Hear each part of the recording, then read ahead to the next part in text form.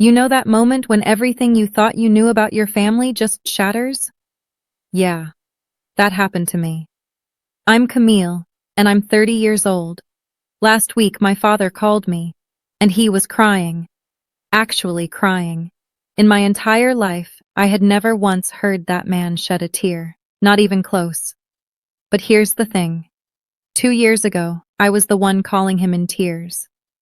I had just walked out of my doctor's office with a stage 3 cancer diagnosis, and my dad said something to me that I will carry for the rest of my life. 6 months of chemotherapy followed, 36 separate trips to the hospital for treatment. And you want to know how many times my family visited me? Not once. Not a single time. They were too wrapped up in planning my brother's wedding. Fast forward to now. My father needs me. He's sick, and suddenly I matter again. My answer to him? Exactly 4 words. 4 words that mirrored everything back to him. Before I go any further, listen. If this story hits home for you, if something about it resonates, go ahead and like this video. Subscribe if you want, but only if you genuinely feel connected to what I'm sharing here. Leave me a comment. Tell me where you're watching from. What time is it where you are right now? I'd love to know. Now let me take you back. 2 years ago. The day everything changed. I was working as a senior graphic designer at this mid-sized agency in Boston. You know the type of place. Exposed brick walls everywhere. An absurd number of succulents on every available surface, and one of those fancy espresso machines that probably cost more than what I paid for my first car. Honestly, I loved that job. I was genuinely good at what I did. It took me 5 years to claw my way up from being an unpaid intern to becoming a senior designer, and I did it completely on my own. No family connections, no handouts, just me, working my ass off. My apartment was nothing special, a 1-bedroom place in Somerville. Small, a little cramped, but it was mine. I had this monstera plant sitting on the windowsill that I'd somehow managed to keep alive for 3 years. That felt like a legitimate accomplishment, you know? Like proof that I could actually take care of something. I had my routine down. Coffee at 6:30 every morning. Hit the gym 3 times a week, no excuses. Thursday nights were reserved for dinner with my friend Harper. Life had a rhythm to it. Predictable, comfortable, safe. That Wednesday started out completely ordinary. I was buried in work for this huge campaign we were doing for some fintech startup. The deadline was ridiculous, the kind that makes your eye twitch every time you think about it. My laptop was open. Slack notifications were pinging constantly, every 30 seconds it felt like. Then my phone buzzed. Unknown number. I almost ignored it. I was in the zone, right? That creative flow state where everything just clicks. But something told me to pick up, some instinct I can't explain. A woman's voice came through. Professional. Measured. Miss Atwood, this is calling from Dr. Patterson's office. We have your biopsy results back. I remember the strangest details from that moment. My coffee was sitting there, completely lukewarm because I'd forgotten about it for over an hour. The afternoon sunlight was coming through the glass partition of the conference room at this particular angle. And I remember thinking, very clearly, that biopsy results don't come with a tone of voice like that. Not unless something's wrong. The nurse kept talking. The results are back, and Dr. Patterson would like you to come into the office tomorrow morning. Can you be here at 8? My Starbucks cup sat there untouched for the rest of the day. I went through the motions at dinner that night, but I couldn't taste a single bite. My mind just kept circling back to one thought. They don't call you in for good news. Nobody ever calls you in to tell you everything's fine. The next morning arrived too fast. Dr. Patterson didn't waste any time with pleasantries or small talk. She looked at me with these kind but clinical eyes and said the words. Stage 3 breast cancer. The tumor is aggressive, and we need to start treatment immediately. I sat there in that sterile office, framed diplomas on the wall, this sad little artificial peace lily on her desk, and I felt myself leave my body, like I was floating somewhere near the ceiling, watching this woman in her 20s, still wearing the blazer she'd put on for work that morning, hearing words that belonged in somebody else's story. Not mine. Never mine. Miss Atwood? Camille? I blinked hard. Sorry. Yes. I'm here. I'm listening. Do you have someone who can drive you home today? The question hung there. I thought about calling Harper, but it was barely 9 in the morning and she was working a shift at the hospital. My coworkers were just that. Coworkers. Acquaintances at best, not the kind of people you call when your world is ending. And then, without really thinking it through, I heard myself say it. I'll call my dad. Here's what you need to understand about my family. My father is Richard Atwood, the kind of man who genuinely believes that his word is absolute law. Not in some over-the-top cartoon villain kind of way. It's quieter than that. More insidious. It's that immovable certainty that makes everyone around him adjust their entire lives just to accommodate his opinions. Growing up, we didn't argue with Dad. We didn't question Dad. We just did exactly what Dad said. And despite everything, despite all those years of feeling like I was second best, like I was invisible, I still reached for him in that moment. Because that's what daughters do, isn't it? When your entire world is falling apart, you call your father. I walked out of the oncologist's office in a complete daze, found a bench in the hallway, pulled out my phone. My hands were shaking so badly that it took me 3 tries just to tap his contact information. The phone rang twice before he answered. Camille. What is it? I'm in the middle of something. His voice was clipped, impatient. I could picture him at his desk, probably looking at his watch. I need to back up here for a second. Let me explain how the Atwood family actually works. My brother Derek is 2 years younger than me, but you would never know that from the way our parents have always treated us. Derek was the son, the heir, the golden child. And me? I was just background noise, barely there. Derek got a full ride to Boston College. Not because he earned some prestigious scholarship based on merit. No, because Dad wrote a check without even blinking. Meanwhile, I got told that girls don't really need expensive degrees. I took out $87,000 in student loans just to go to a state school. When Derek landed his first real job, Dad threw an actual party. When I got promoted to senior designer, after years of grinding and proving myself, my mom sent me a thumbs-up emoji. That was it. Derek had recently gotten engaged to Megan. She's perfectly pleasant, perfectly highlighted hair, perfectly boring job in human resources. The wedding was set for October, just 4 months away at that point, and it had completely consumed my family like some kind of black hole that swallows all light and energy. Every single conversation revolved around the wedding. Every family dinner turned into a wedding planning session. My mother had a Pinterest board with 847 pins. 847. Dad, I said into the phone. My voice was already cracking. I just came from the doctor. I have cancer. It's stage 3. Silence. Just breathing on the other end. I waited. Somewhere in the background I could hear my mother's voice, muffled, asking who was on the phone. Dad, did you hear what I just said? More silence, heavy and thick.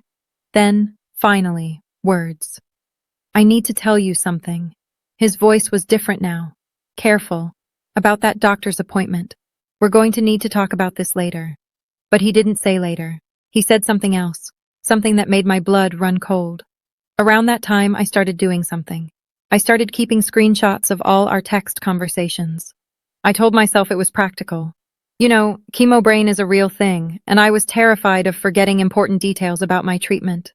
But maybe, deep down, part of me already knew. Part of me understood that I would need proof someday. Evidence. Documentation of what was really happening. Dad. I have cancer. I repeated it slower this time, enunciating each word carefully, like maybe he just hadn't understood me the first time. The doctor says it's stage 3. I need to start chemotherapy right away.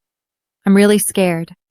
I was crying openly now, tears streaming down my face right there in that hospital hallway. A nurse walked past and gave me this look. You know the one.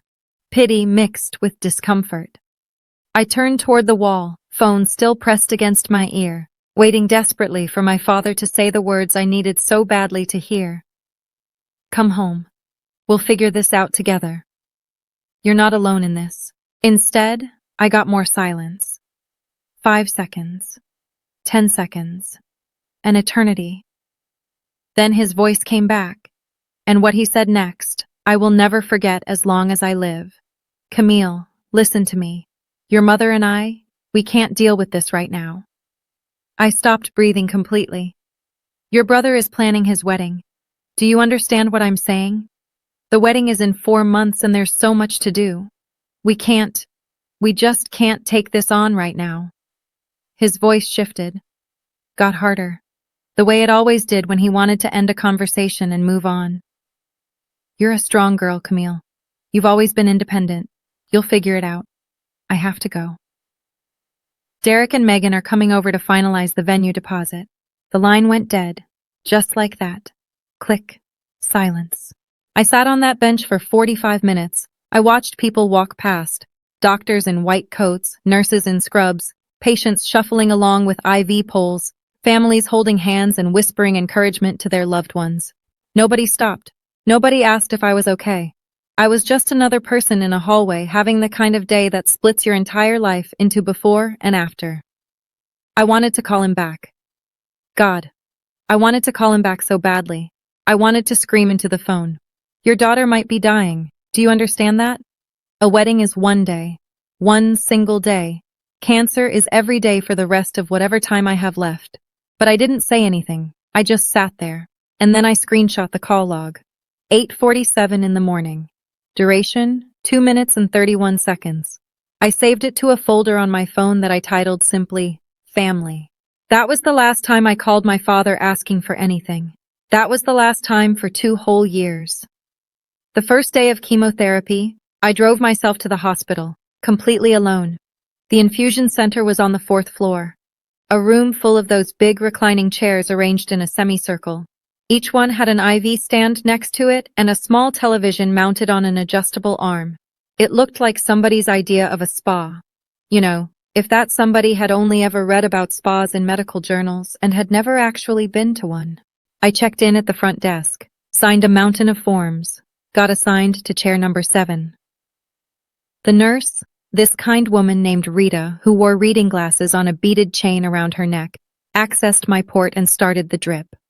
First time? She asked gently. I nodded, not trusting my voice. It's okay to be nervous, honey. Most people bring someone with them for this.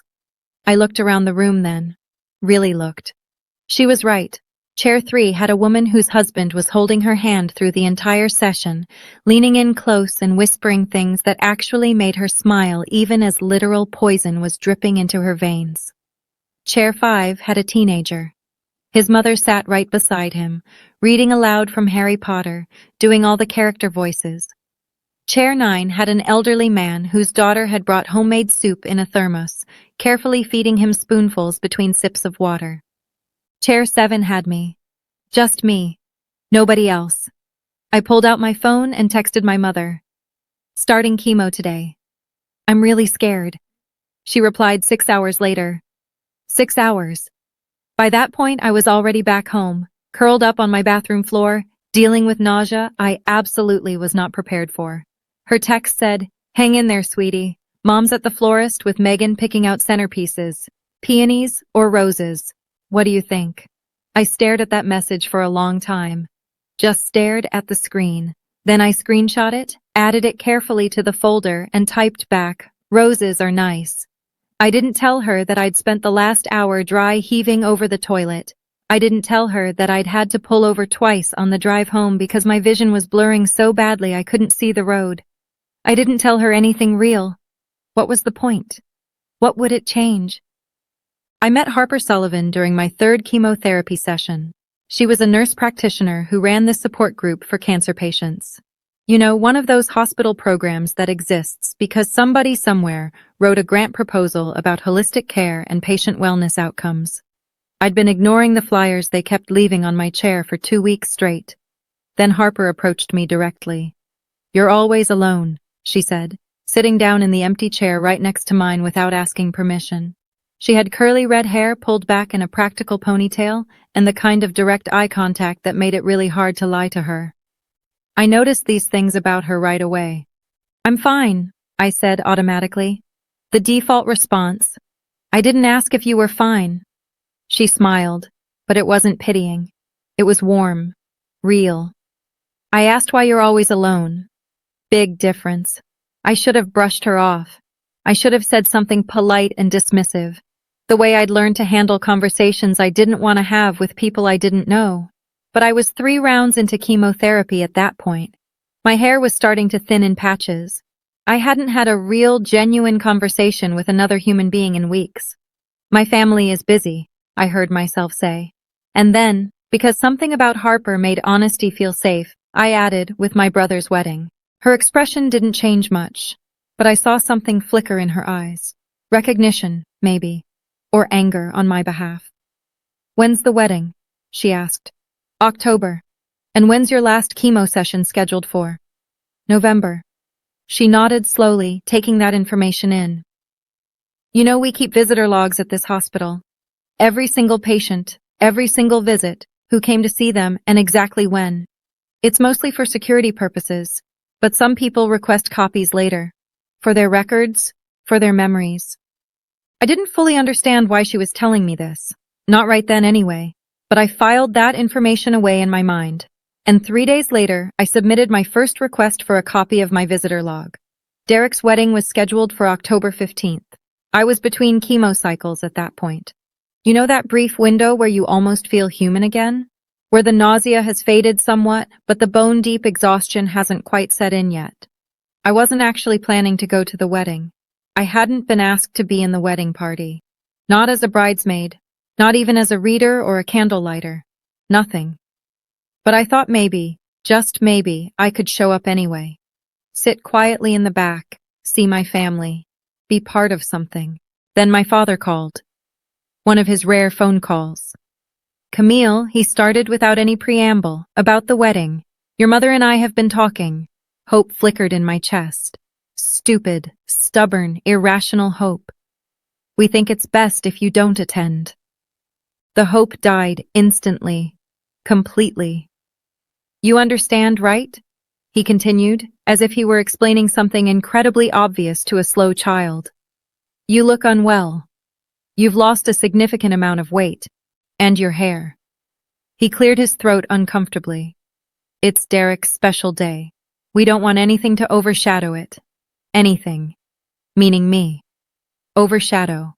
Meaning remind everyone that his daughter was actively fighting for her life while they all celebrated centerpieces and seating charts and cake flavors." "I understand," I said quietly. And I did understand. I understood exactly what kind of family I had. I understood my place in it. Or rather, my lack of place. The wedding happened without me. I saw all the photos on Facebook later. My mother's post got 247 likes while I was lying in bed trying to recover from round 4 of chemotherapy. There was my father in his Brooks Brothers suit, absolutely beaming. My mother in champagne-colored silk, delicately dabbing at her eyes. Derek and Megan looking golden and glowing, completely perfect, surrounded by 150 guests who had absolutely no idea that the groom even had a sister. The caption my mother wrote said, "The happiest day of our family's life." I screenshot that post, added it to the folder. Then I closed Facebook and didn't open it again for 6 months. Some things you just don't need to see twice. 3 weeks after the wedding, the medical bills started arriving. My insurance covered a lot, thank God. My company had a decent PPO plan. But a lot isn't the same thing as everything, not even close. After all the deductibles, all the copays, and all the medications that my insurance plan decided to classify as non-formulary, I was looking at $47,000 out of pocket. $47,000 I absolutely did not have. I sold my car. I canceled every subscription service I had. I stopped buying groceries that weren't on sale. I ate rice and beans for weeks. And when all of that still wasn't enough, when I was still drowning, I did something I had sworn to myself I would never do again. I asked my father for help. The text I sent him said, "Dad, I'm in real trouble here. The medical bills are more than I can handle on my own. Could I possibly borrow some money? I'll pay you back. I promise." I stared at that text message for 20 minutes before finally sending it. My finger just hovered over the send button like it was some kind of detonator that would blow up my entire life. But I was desperate. Truly desperate. And desperation has a way of making you forget your pride. His response came 2 hours later. Your mother and I just finished paying for Derek's wedding. We don't have any extra money right now. Have you looked into getting a personal loan? Your credit should be good enough for that.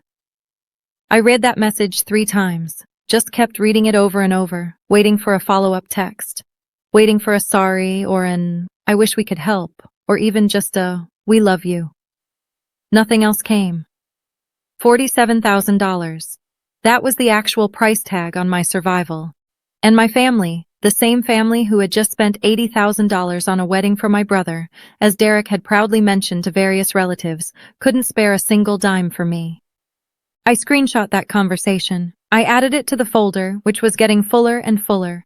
Then I applied for a personal loan with a 14% interest rate because what other choice did I actually have? I would be paying it off for years, literally years. But at least I'd be alive to make those payments. At least I hoped I would be. The worst night came after round 4. My oncologist had warned me about this. She'd explained that the effects of chemotherapy are cumulative. They build up in your system. Each round hits harder than the last. But honestly, nothing in the world can actually prepare you for lying on your bathroom floor at 2 in the morning, shaking so violently that your teeth are chattering, while your entire body tries to reject every single cell it contains. I lost my hair that night. Not gradually, the way it had been going up until then. You know, strand by strand, handful by handful when I showered or brushed it. No, all at once. I woke up to find my pillow completely covered in blonde hair. The hair I'd had since birth. The hair my mother used to braid for me when I was small, sitting behind me on the couch while we watched cartoons. I crawled to the toilet and vomited until there was absolutely nothing left in my stomach. And then my body kept trying anyway, just kept heaving. At 2:47 in the morning, I called my mother. The phone rang 8 times before going to voicemail. I called again immediately. Voicemail again. 3rd time. Voicemail. At 3:15 in the morning, I gave up on calling and texted Harper instead. I think I need help. Just those 5 words. She showed up at my apartment 40 minutes later, still wearing her scrubs from a late shift at the hospital. She didn't say anything at first. Didn't ask questions or make me explain. She just sat down on the bathroom floor next to me, held back what was left of my hair, and stayed there with me until the sun came up. Just sat there on the cold tile floor with me while I fell apart. My mother called me back at 10:23 that morning. Sweetie, you called last night? I had my phone on silent. Megan and I were at the spa getting massages. Post-wedding stress relief, you know how it is. A pause. What did you need? I looked over at Harper, who was in my tiny kitchen making me tea even though I'd told her she could go home. Then I looked at myself in the bathroom mirror, at the bald patches scattered across my head like a disease. Nothing, Mom, I said quietly. It was nothing. Really? Oh, good, she said brightly. Well, you can call anytime, sweetheart. Love you. She hung up before I could say anything back, before I could tell her the truth. I screenshot the call log, showing all those missed calls at 2 in the morning. And I finally understood, really, truly understood, deep in my bones, what family actually meant in the Atwood household. I know a lot of you watching this right now might have been through something similar, abandoned by the exact people who were supposed to love you unconditionally when you needed them the absolute most. If you're sitting there nodding right now, if this is hitting close to home, drop a me too in the comments section. You're not alone in this. And if you're wondering what happened when my father finally needed me, when the tables turned completely, just keep watching, because what comes next, I promise you won't see it coming. But first, let me tell you how I actually survived all of this. 2 years later, I was officially cancer-free. The day Dr. Patterson told me those words, no evidence of disease, Camille, you did it, I walked out of her office in a complete daze. I made it all the way to the parking garage before I just lost it. I cried for an hour straight. Not sad tears exactly, not even purely happy tears. Just release. 2 solid years of holding my breath, of waiting for the other shoe to drop, of living in constant fear. And finally, I could exhale. A lot had changed in those 2 years. I'd been promoted at work to art director. Turns out that staring down your own mortality gives you this clarity, this perspective that corporate America actually respects. My boss, Victor Reeves, had kept my position open during my entire treatment.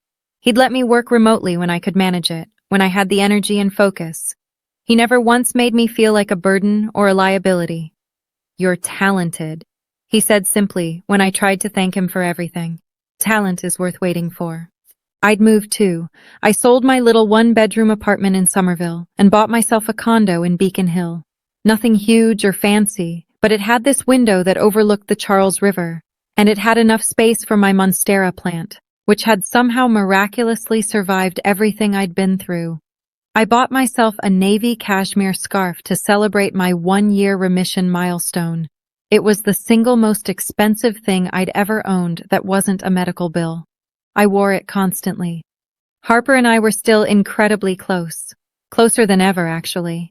We still had dinner every single Thursday, just like before, but now she felt less like a friend and more like a sister.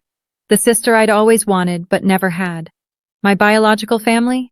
I hadn't physically seen them in 2 full years.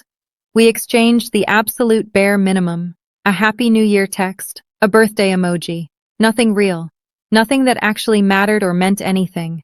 I'd made peace with it. Or at least I'd negotiated some kind of fragile truce with the reality of it.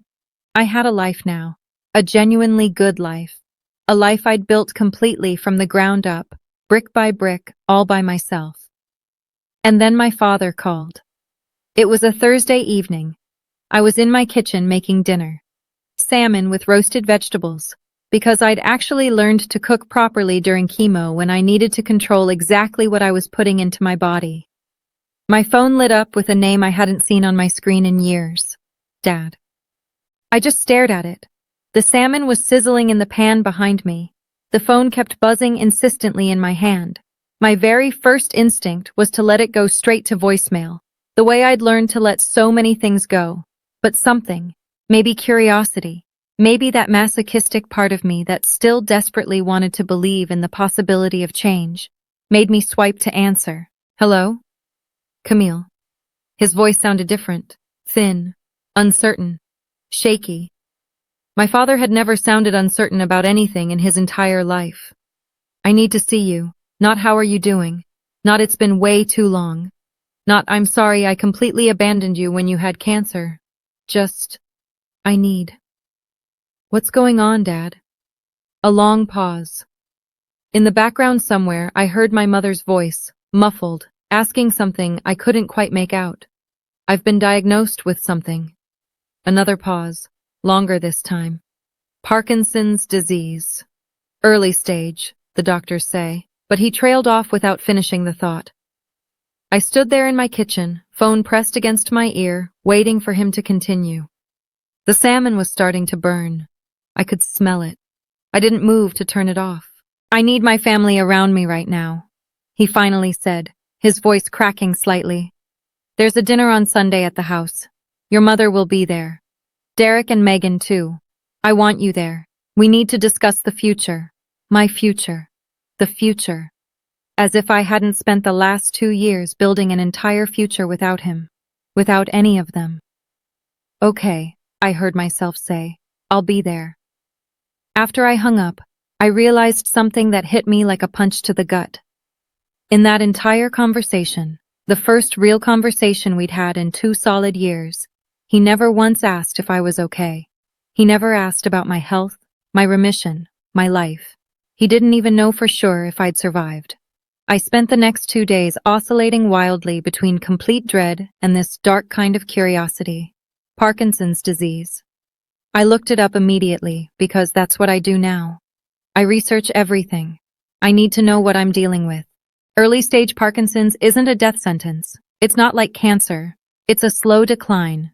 A gradual, inexorable loss of control. Tremors. Stiffness.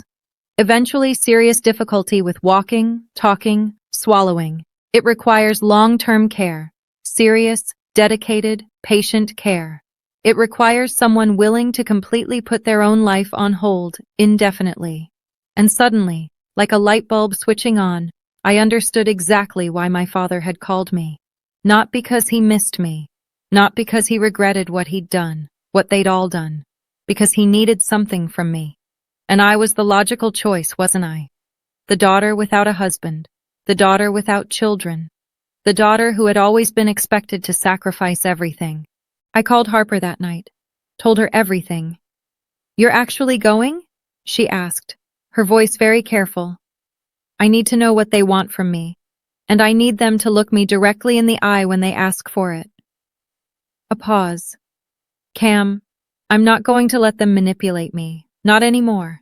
I touched the cashmere scarf hanging by my front door, my reminder of everything I'd survived, everything I'd overcome. But I need to face them. Does that make sense? Harper was quiet for a long moment. Then, "You know that folder you've been keeping? The screenshots? The visitor logs? All of it?" "Yeah," she said slowly. "Bring it with you. Just in case." I could hear her choosing her words very carefully. Not necessarily to use against them, but to remind yourself of the truth if they try to rewrite history, which they will. I hadn't opened that folder in months. I'd been actively avoiding it, trying to move forward. But that night, I sat on my bed and scrolled through 2 full years of evidence. The text messages, the call logs, the hospital visitor records with my name at the very top and a completely empty column where visitors should have been listed. My family's love story, told entirely through documentation and data. Sunday arrived way too quickly. I dressed very carefully that morning, not to impress them, to armor myself. Black slacks, a cream silk blouse, the cashmere scarf draped carefully over my shoulders. I looked successful. I looked healthy. I looked like someone who had built an incredible life without them. Because I had. Harper texted me right before I left my apartment. "Remember, you don't owe them anything, not a single thing." The drive out to Newton took 40 minutes. My parents' house was exactly as I remembered it. A white colonial with black shutters, 3 stories, 5 bedrooms, a lawn so perfectly manicured it looked completely artificial, like astroturf. The house I'd grown up in, but had never really belonged to. The house where I'd learned, slowly and painfully, that love always came with conditions. I sat in my car for 5 full minutes, just watching the warm light spilling from the dining room windows. I could see figures moving around inside. My mother was probably setting the table with the good china right now. The Waterford crystal, the sterling silver flatware, all the expensive props of a family that looked absolutely perfect from the outside. My phone buzzed. Harper again. "You've got this. You survived cancer. You can survive one dinner." She was right. I'd literally faced down death and won. What was a family meal compared to that? I grabbed my purse. Inside it, my phone with that folder that contained everything. Every piece of evidence. Every moment of abandonment. Carefully documented. And I walked up the brick pathway to the front door. The doorbell chimed the exact same 3 notes it had played my entire life. My mother answered almost immediately. Her face was arranged in an expression I couldn't quite read. Joy, maybe? Relief? Guilt? Some complicated mixture of all 3. "Camille," she said, pulling me into a hug before I could react or step back. She smelled like Chanel No. 5, the exact same perfume she'd worn to my high school graduation, to Derek's wedding, to every important moment that didn't actually include me. "You look wonderful, sweetheart. Come in, come in." I stepped inside and immediately braced myself. The dining room hadn't changed at all. Not in 2 years, not in 20. The enormous mahogany table that could seat 12 people even when there were only 5 of us. The crystal chandelier that my grandmother had supposedly brought over from Ireland, or so the family story went. The family photos covering the walls, arranged chronologically, but stopping abruptly around my 18th birthday. I noticed that detail for the very first time, really noticed it. The photo timeline, There was Derek's college graduation, prominently displayed, Derek's engagement party, Derek's wedding, of course, huge and centered. But me? I was frozen at 18, awkward in a prom dress, smiling at a camera that didn't care. Camille. Derek stood up from his seat. Ever the golden boy. He approached me with his arms spread wide for a hug. Behind him, Megan remained seated at the table. One hand was resting on her visibly pregnant belly. 5 months along, I'd heard through the family grapevine. The next generation of Atwood favoritism was already in development. Derek, I said, accepting his hug stiffly. He felt bulkier than I remembered. The softness of a man who'd never had to actually fight for anything in his entire life. You look great, he said, his eyes flicking briefly to my hair. It had grown back finally, though it was shorter than before. Chemo hair. He had the decency not to mention it out loud. And then I saw my father. He was sitting at the head of the table, exactly where he'd always sat, where he'd sat for every meal my entire childhood. But something was fundamentally different. He looked smaller, older, diminished somehow. His left hand was trembling slightly against the white tablecloth, a tremor he was clearly trying to hide but couldn't quite control. His eyes, when they finally met mine, held something I'd genuinely never seen before. Fear. Sit down, Camille. His voice was still commanding, still authoritative, but frayed badly at the edges. We have a lot to discuss today. I took the seat directly across from Derek. My back was perfectly straight. My purse sat on the floor right beside me. Inside it, my phone waited patiently. The trap was set. I just wasn't completely sure yet who it was actually set for. My mother served dinner. Rack of lamb, roasted potatoes, green beans almondine. The exact same meal she made for every single important family gathering. We ate in near complete silence. Just the scrape of silverware against expensive china. The sound filling the void where actual conversation should have been. When the plates were finally cleared away, my father stood up. Or he tried to stand. His legs seemed to actively resist him. He gripped the edge of the table for support before finally finding his footing. I'll get right to it, he announced.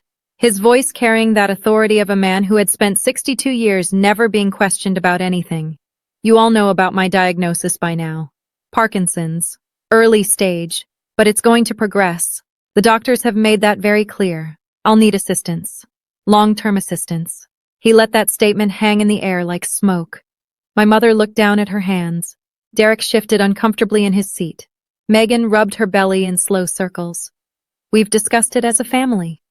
When? I thought immediately. When exactly was this family discussion that I wasn't included in?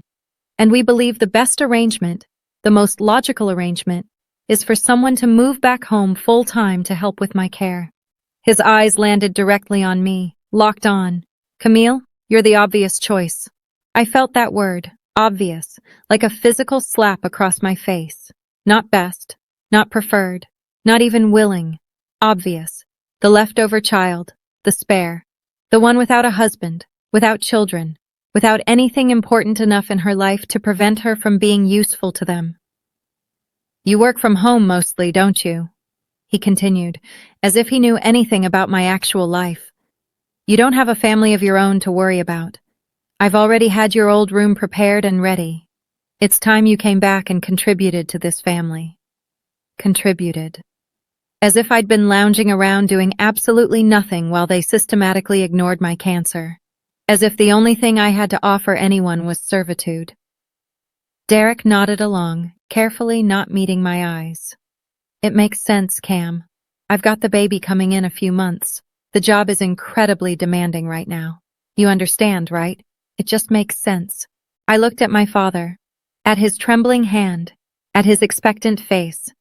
The face of a man who had never once been told no in his entire life. And I smiled. A small, calm smile. You have a responsibility to this family, Camille.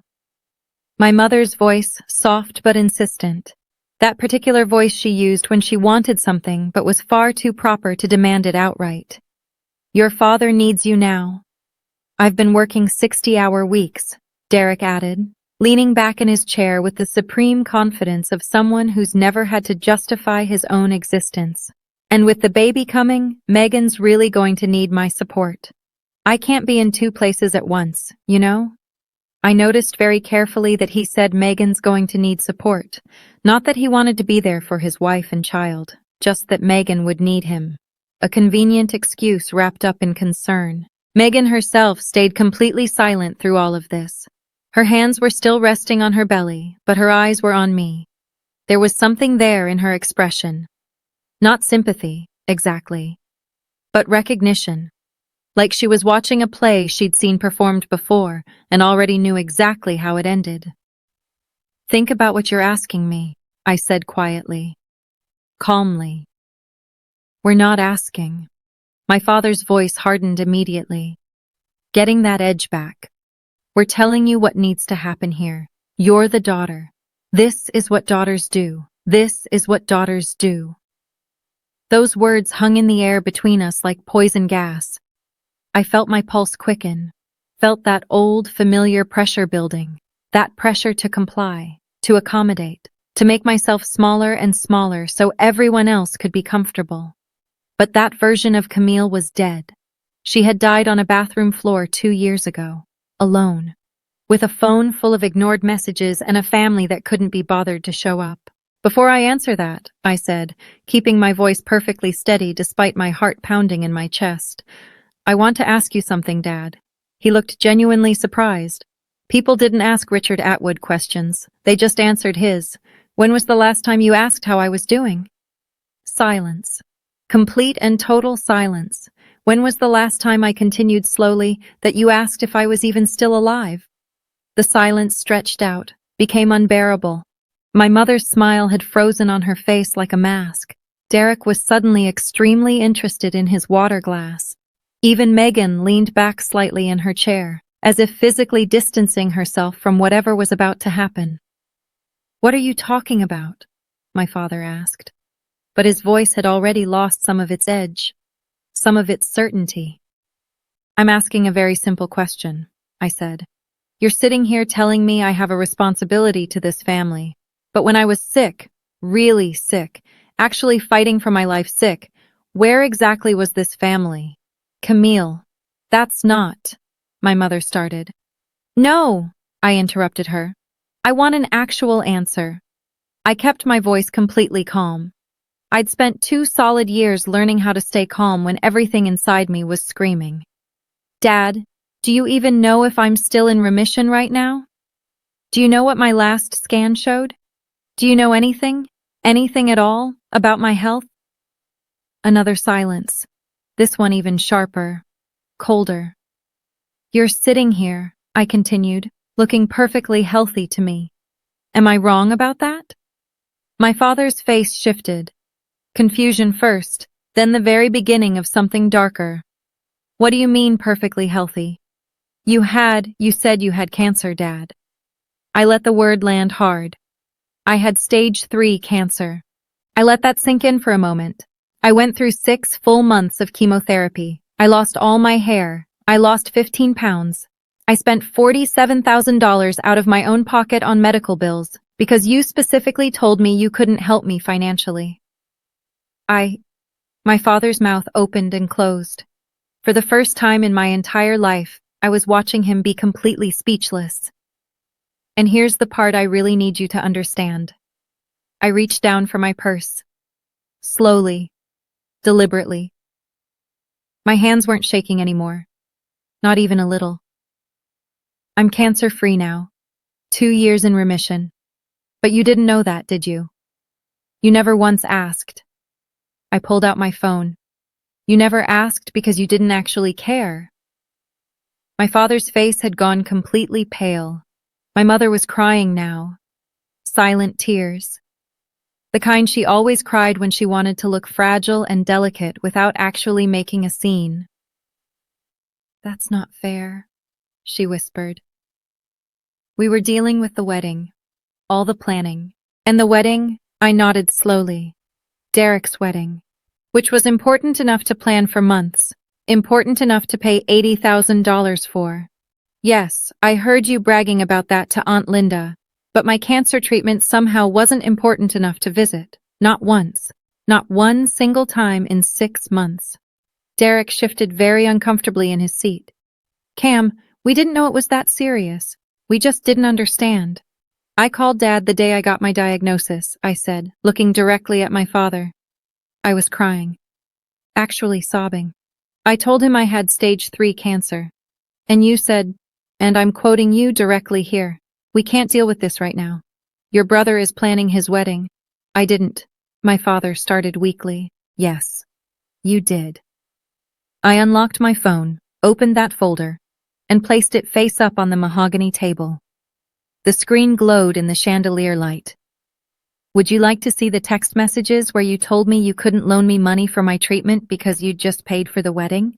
Or maybe the call log showing that Mom didn't answer her phone when I called her at 2 in the morning because I was too sick to stand up? Or maybe, just maybe, you'd all like to see my official hospital visitor records? I scrolled to the document, lines and lines of dates, times, locations, and one column that just repeated the same devastating word over and over and over. None, none, none. 36 hospital visits, I said clearly. 36 separate chemotherapy sessions. 0 visitors. 0. The room was absolutely silent. You could have heard a pin drop. Megan's hand had fallen away from her belly completely. She was staring at the phone, then at Derek, then at my parents. Something had fundamentally shifted in her expression. Something had clicked into place. My mother reached for the phone with trembling fingers, then drew her hand back like it was burning hot. I didn't, she started, but there was absolutely nothing left to say. No words that could possibly fix this. I slid the phone toward the center of the table. The screen glowed in the soft chandelier light, displaying my hospital visitor log, a document I'd requested 3 separate times over 2 years, each time secretly hoping that maybe the next page would show a familiar name, that maybe I'd missed something, and each time being met with that same crushing emptiness. You can look, I said to all of them. I'm not hiding anything here. This is all official documentation. My mother was the first one to actually reach for it. Her hands were trembling badly as she scrolled through it. Months and months of entries, dates stamped in that cold institutional font, my name at the top like a patient ID number, and that devastating column. Visitors, none, none, none, over and over and over. I don't understand, she whispered, her voice breaking. Why didn't you tell us how serious this was? I did tell you. I pulled up the screenshots, held the phone steady. Here's where I texted you my entire chemo schedule, every single appointment. And here's where you replied asking me about roses versus peonies for the centerpieces. Here's where I asked Dad for money to help with my medical bills. And here's where he told me to just get a personal loan. Here's where I called you 23 times over the course of 6 months. And you answered exactly twice. Derek grabbed the phone from my mother's hands, started scrolling through the evidence himself. His face had gone this grayish color I'd never seen on him before. Never. Megan leaned over his shoulder, reading along with him. Her jaw was getting tighter and tighter. Derek shook his head slowly. This can't be right. There's got to be some mistake.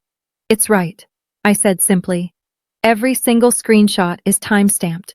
Every visitor log is official hospital documentation. This isn't my opinion, Derek. This isn't me being dramatic or exaggerating. This is exactly what happened. This is what all of you did to me. I looked directly at my father. He hadn't moved at all. His trembling hand was pressed flat against the table, as if he were trying to steady himself against something much bigger than just Parkinson's, something he couldn't control. I don't need anyone to apologize, I said quietly. Honestly, I don't. I just need you to remember this moment. Remember it clearly when you ask me what I'm going to do next. If you're thinking right now that I was way too prepared for this, you're absolutely right. I was prepared. Because when you've been betrayed by the people who were supposed to protect you, you learn very quickly to protect yourself instead. You learn to keep receipts. You learn to document everything. You learn that feelings can be denied and dismissed, but documents can't be argued with. Hit that like button if you believe that sometimes the truth is the only weapon you actually need. And stay with me here, because my 4 words are coming. I promise you, they're coming. The silence that followed was honestly the loudest sound I'd ever heard in my entire life. My mother was crying openly now. Not those performative tears from earlier, not that delicate dabbing.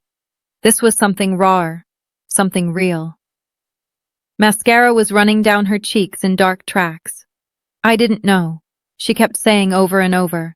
Camille, I swear I didn't know it was this bad.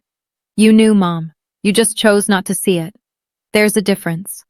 Derek was still holding my phone in his hands, still scrolling backward through the screenshots like he was desperately looking for something, anything, that would prove them all innocent. He wouldn't find it, because it didn't exist. My father finally spoke. His voice was rough, damaged. This is the past, Camille. His voice was cracking now, the authority fracturing. What's done is done. We can't change it. What matters now is the present. I'm sick. I need help. Real help. We need to move forward from this. I almost laughed out loud. Almost. Forward, I repeated slowly. You want to move forward? Yes. Whatever happened then, he waved his trembling hand dismissively, as if my cancer were nothing more than a minor scheduling conflict we'd had. We need to focus on what's happening now. Right now. I need a caregiver. You're my daughter. That's just the reality. Megan cleared her throat. It was literally the first sound she'd made in 20 minutes. Richard, she said, her voice very carefully neutral. Did you actually know about any of this? The hospital visits? The money she asked for? All of it? My father didn't answer her, just sat there in silence. He knew. The words came from Derek, quiet, horrified.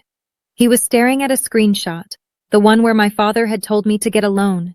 Dad, you actually knew. You knew the whole time. It was complicated, my father said weakly. The wedding, the timing. There were considerations we had to make. Considerations. I stood up slowly, smoothed down my blouse, picked up my purse. There were considerations. I picked up my phone from the table and slipped it back into my purse. My mother reached desperately for my hand. Please, Camille, please don't do this. We're family. Don't walk away from your family.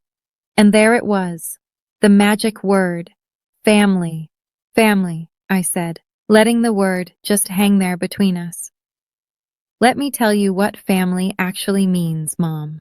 I didn't raise my voice. I didn't need to. The calm was more powerful than screaming ever could have been. Family means showing up when it matters. Family means answering the phone at 2 a.m. when someone you love is sick and terrified. Family means offering to help with medical bills instead of throwing $80,000 at a party. Family means, at the absolute bare minimum, visiting your daughter in the hospital. Once, just once, in 6 months. My mother's face completely crumpled. Derek had the decency to at least look at the floor, to show some shame. I spent 6 months fighting for my life, I continued. 6 months of literal poison dripping into my veins. 6 months of vomiting and hair loss and absolute terror. Terror that I was going to die alone. And where was my family during all of that? I looked at each of them in turn, making eye contact, holding it, planning seating charts, tasting wedding cakes, picking out flowers, arguing about whether the napkins should be ivory or cream. Camille, my father tried to interrupt. No. The word came out sharp enough to cut glass. You don't get to Camille me anymore. You lost that right. I am not your backup plan. I am not the consolation prize you get to claim when you need something. I am not the daughter you call only when it's convenient for you and ignore when it's not. I grabbed my purse, my scarf, my dignity, everything that was mine. You have a son, I said directly to my father. A son you paid $80,000 to give a fairy tale wedding. A son you've never once asked to sacrifice anything in his entire privileged life. Why don't you ask him to be your caregiver? Derek's head snapped up. His eyes went wide. I can't do that. I have responsibilities, real responsibilities. So did I. I met his eyes and held them. I had a job I loved. I had a life I was building. I had cancer. And I handled all three of those things completely alone because all of you were too busy with flower arrangements. I started walking toward the door. My heels clicked against the hardwood floors, each step echoing in that massive house. Behind me, I heard my father's voice, broken in a way I'd never heard it before, never in 30 years. Camille, please. His voice was shaking. I'm begging you. Please don't leave. I stopped, turned around.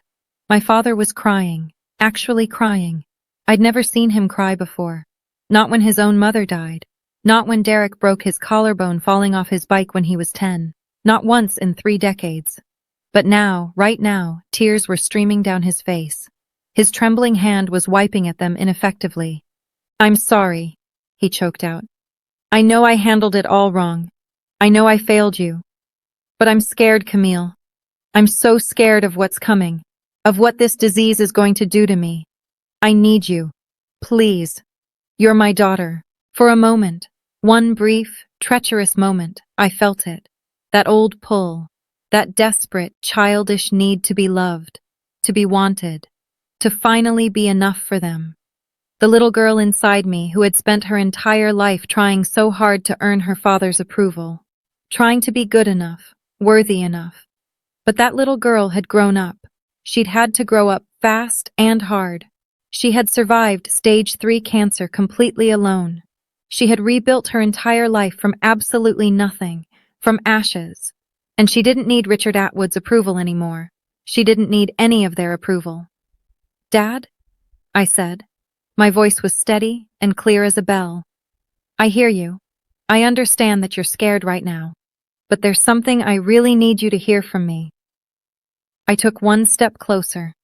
Close enough that he could see my face clearly. Close enough that there would be no possible misunderstanding. 2 years ago, I called you crying. I told you I had cancer. I told you I was absolutely terrified. And you know what you said to me? He didn't answer. He didn't need to. We both knew. You said, and these were your exact words, we can't deal with this right now. I let those words settle over the room like snow, heavy and cold and suffocating. So here's my answer to you, Dad.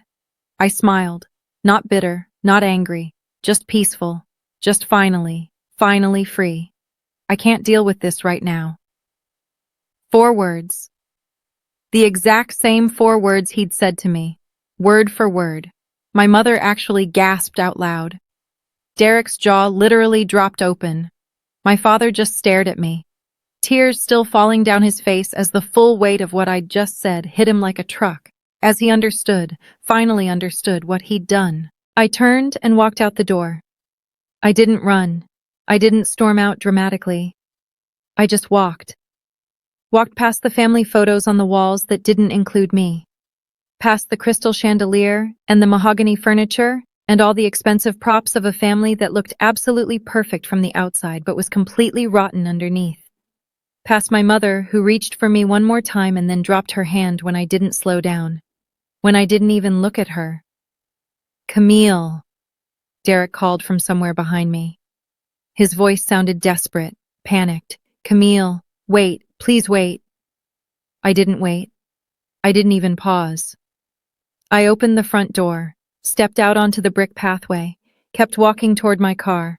The cool evening air hit my face like relief, like freedom, like finally being able to breathe after holding my breath underwater for years.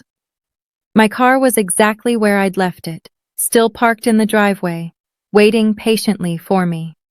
Behind me, I heard the front door open again, footsteps on the pathway, running.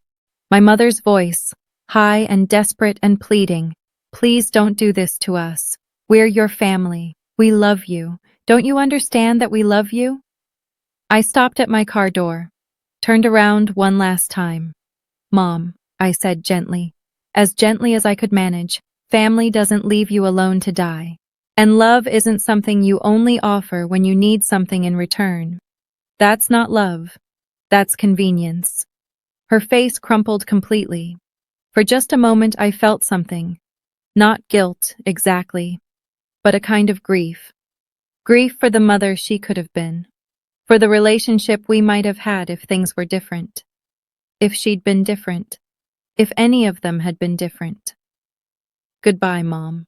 I got in my car, started the engine, adjusted my mirrors out of habit. In the rearview mirror, I could see all of them. My mother standing on the pathway, crying. My father in the doorway, being physically supported by Derek because his legs were giving out. Megan standing behind them all, her hand back on her belly, watching me drive away with an expression I couldn't quite read. But I thought maybe, just maybe, it was respect. I pulled out of the driveway, onto the tree-lined street, and I didn't look back. Not once, not even a glance. The cashmere scarf was soft against my neck. The road ahead was completely clear, and for the first time in 30 years, in my entire life, I felt like I could actually breathe, like there wasn't a weight crushing my chest. I was finally free. 1 week later, my mother called me. I answered. Not because I owed her anything, not because I felt guilty, but because I was genuinely curious.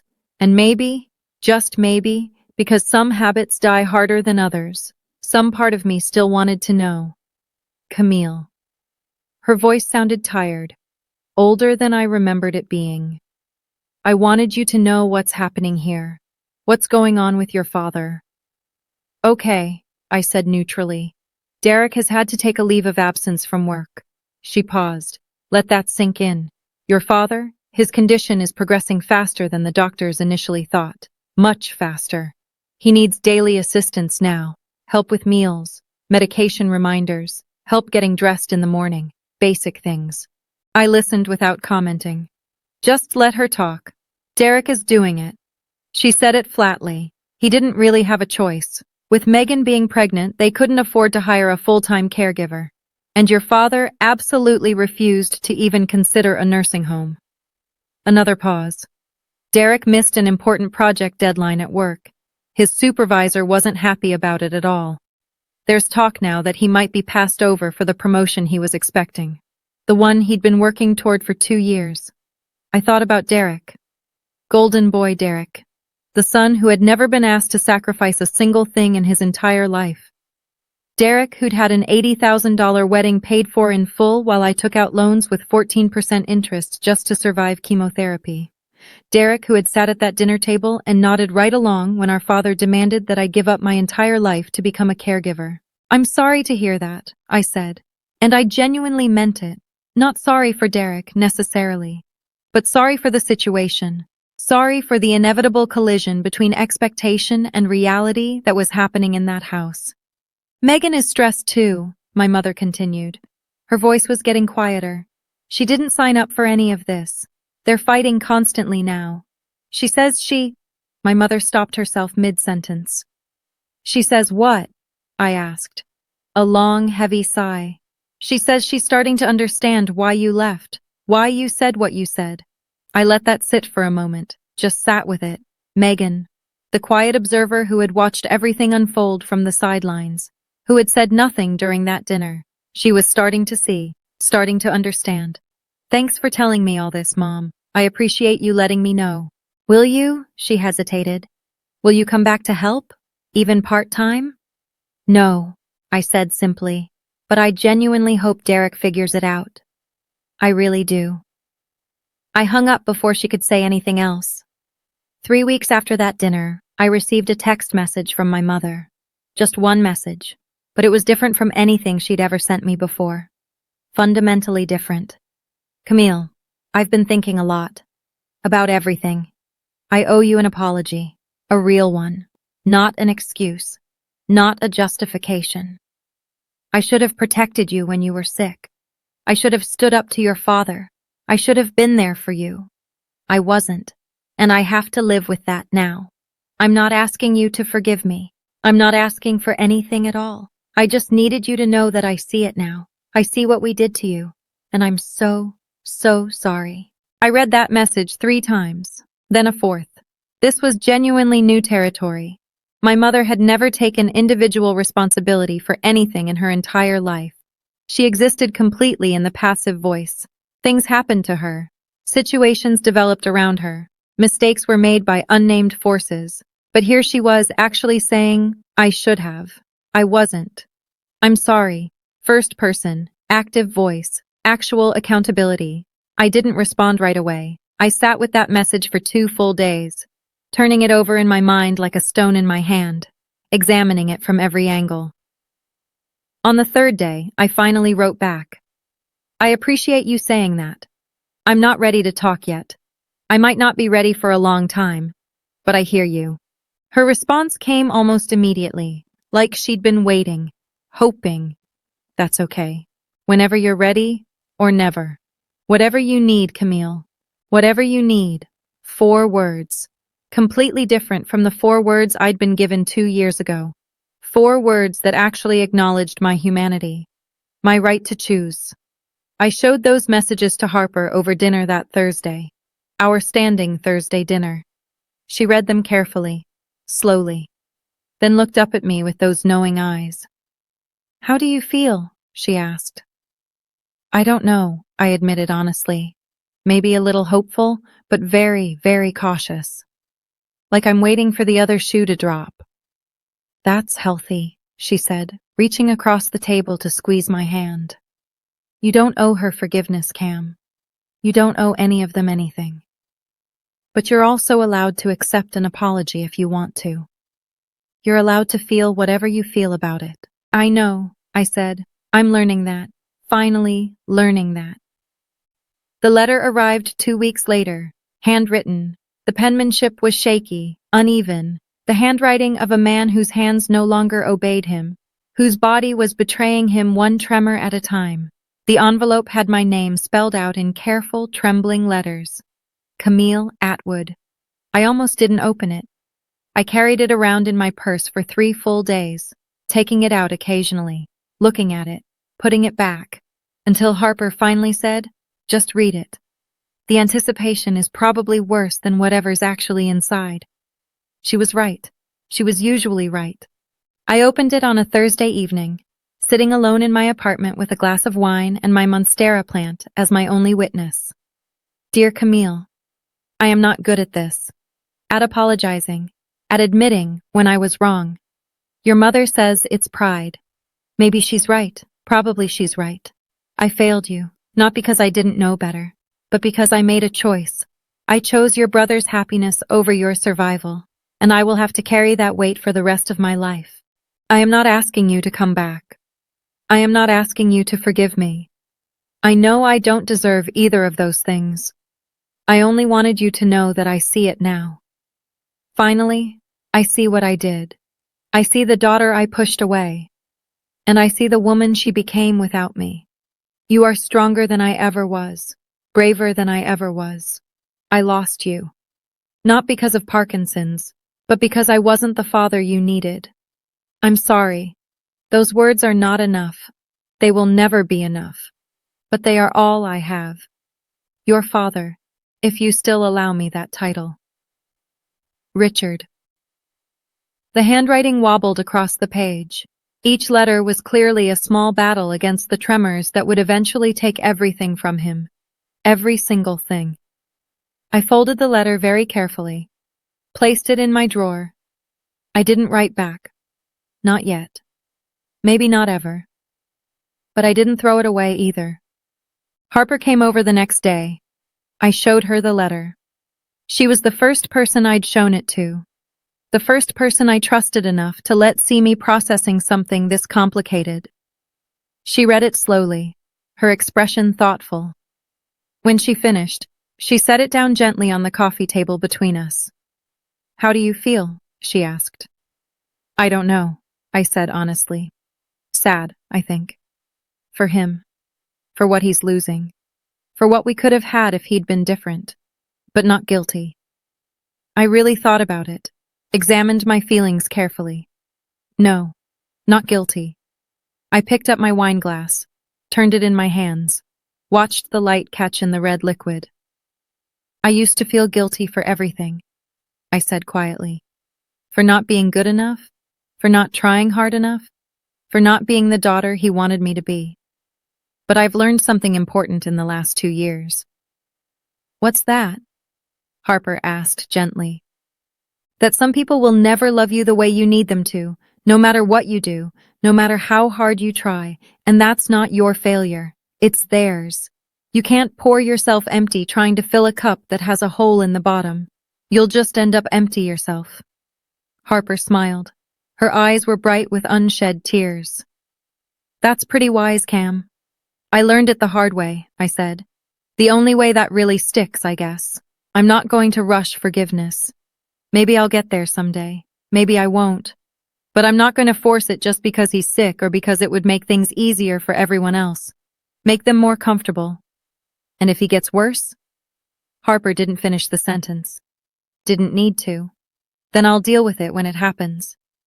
I took a sip of wine. But I won't set myself on fire to keep someone else warm. Not anymore. Never again. I looked at the letter, still sitting there on the table. That's my boundary, and I'm allowed to have it. Yes, Harper agreed firmly. You absolutely are. 6 months later, I was still cancer-free, thriving even. Dr. Patterson had actually used that word at my last checkup. Thriving.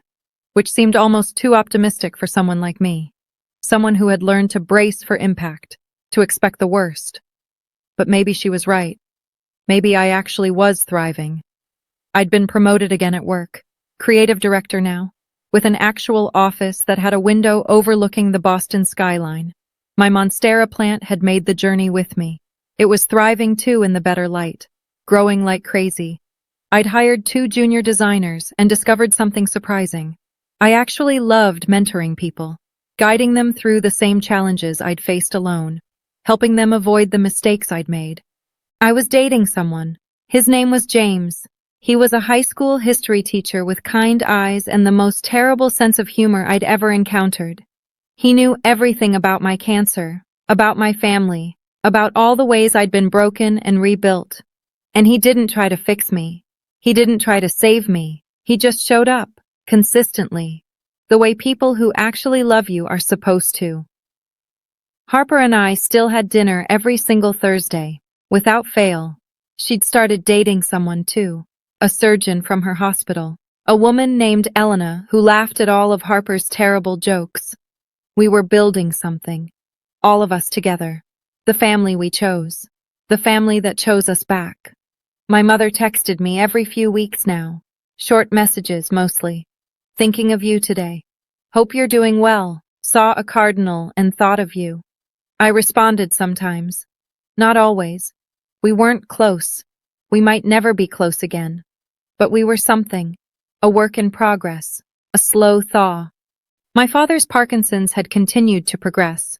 He'd finally agreed to hire a part-time caregiver, paid for out of the retirement fund he'd been hoarding for years. Derek still visited twice a week. Duty, I assumed. Not love. But maybe that's all some families have in the end. Maybe that has to be enough. I hadn't seen any of them since that dinner. I wasn't sure I ever would again. And I was okay with that.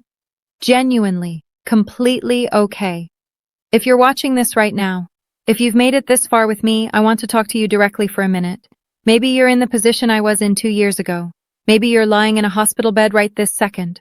Or sitting in a waiting room with your stomach in knots. Or crying in a stairwell because the people who were supposed to love you unconditionally have made it crystal clear that you're not their priority, that you don't matter. Maybe you're wondering if it's your fault. If you were just different, better, easier, less needy, less broken, maybe then they would show up for you. Maybe then you'd be worth their time. I spent 28 years of my life believing exactly that. Believing that I was the problem. That I needed to try harder, be better, need less. And then I got cancer. And I learned the truth. The hard, brutal, liberating truth. Some people will not show up for you no matter what you do. You could be dying, literally dying, fighting for every single breath, and they would still find something more important than you. A wedding, a vacation, a work deadline, literally anything. That's not a reflection of your worth. Let me say that again, because it's important. That is not a reflection of your worth as a human being. That's a reflection of theirs. Of their capacity for love. Of their priorities. Of who they fundamentally are as people. Here's what I want you to know. What I desperately wish someone had told me years ago. You are allowed to set boundaries. Real, firm, non-negotiable boundaries. You are allowed to protect yourself, even from family, especially from family sometimes. You are allowed to say no to people who only reach out when they need something from you, who only remember you exist when you become useful to them. You are allowed to build a family out of the people who actually love you, the people who show up, even if they don't share a single drop of your blood, even if you met them last year or last month or last week. Family isn't about biology. It's about who stays, who answers the phone at 2 in the morning, who holds your hand in the hospital, who shows up. Forgiveness is a process, not a performance. You don't have to forgive on anyone's timeline but your own. Not your mother's timeline. Not your father's. Not your therapist's or your pastor's or your best friend's. Your timeline. Your healing. Your choice. And if you never forgive, that's your right too. Nobody gets to tell you how to heal from something they didn't have to survive. Those 4 words I said to my father. I can't deal with this right now. They weren't revenge. I want to be really clear about that. They weren't about hurting him back or making him suffer. They were a mirror. I held up his own words and let him see what they felt like. Let him experience what he'd done to me. Sometimes that's the most powerful thing you can do. Just tell the truth. Reflect reality back at people who've been living in denial. And sometimes, honestly, the truth is what sets you free. I'm sitting in my favorite coffee shop as I finish telling you this story. The one with the really good lattes and the big windows overlooking the street. It's a Thursday afternoon. Harper will be here in about an hour for our weekly dinner. We're trying this new Thai place she found. My phone is in my pocket right now. Inside it, there's still that folder. The one labeled family. All those screenshots and visitor logs and evidence of the worst time in my life. I don't look at it much anymore. Hardly ever, actually. But I keep it. Just in case. Just as a reminder of what's true when people try to rewrite history. Outside these windows, the city is moving. Living. People walking their dogs. Cars honking at each other. Someone laughing on a phone call. Life happening all around me. And I'm part of it now. Really part of it. Not watching from a hospital bed. Not hiding in a bathroom crying. Not waiting for permission to exist. But actually living. Fully. Completely. Without apology. 4 words changed everything for me. Not because they were clever or cruel or even particularly satisfying in the moment, but because they were true. Because they were mine. Because I finally gave myself permission to say them. I'm Camille. I'm 30 years old. I'm a cancer survivor. And I've learned something that took me way too long to understand. Something I wish I'd known at 20, at 15, at 10 years old. Family isn't blood. Family is who shows up when you need them most. When things get hard and scary and uncertain. When you're at your absolute worst and most vulnerable. That's when you see who people really are. And sometimes the most loving thing you can possibly do for yourself is walk away from people who never really loved you back. Who loved the idea of you, maybe. Or the version of you that was convenient for them. But not the real you. Not the you who needs things. Who gets sick. Who takes up space and time and energy. Walking away isn't giving up. It's not being weak or bitter or unforgiving. Walking away is choosing yourself. Finally choosing yourself after years of choosing everyone else. And that takes more strength than staying ever could. Thanks for listening to my story. Really. Thank you for being here with me.